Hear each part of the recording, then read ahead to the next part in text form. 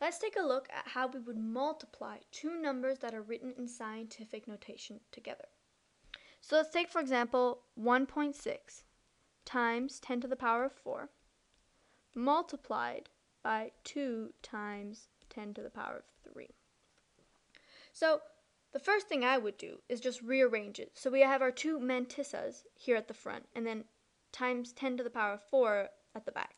So that would make 1.6 times 2 times 10 to the power of 4 times 10 to the power of 3. Now we can just multiply this together and this together. So we'd have 1.6 times 2, that's 3.2, times here 10 to the power of 4 times 10 to the power of 3. Now from our exponent rules we know that that would be 10 to the power of 4 plus 3, so that's 10 to the power of 7.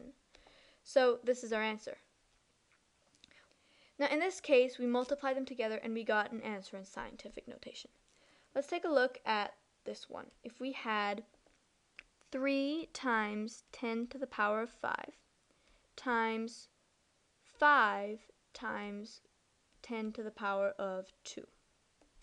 So again, here let's just rearrange it. We have 3 times 5, so these two here, that one and that one, times 10 to the power of 5 times 10 to the power of 2, and that's these here.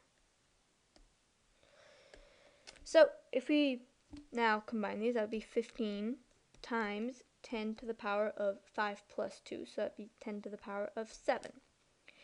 However, this is not in scientific notation. That's not scientific. Why not? Well, if we look at it, we can see that here, this is not a mantissa. It's not between 1 and 10. So how would we do it to change this into scientific notation? Well, we're just going to divide it one more time. So if we have 15, that's also equal to 1.5 times 10, right? So we have 1.5 times 10, that's this 15, times 10 to the power of 7.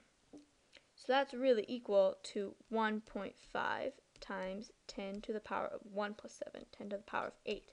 And that here is scientific notation.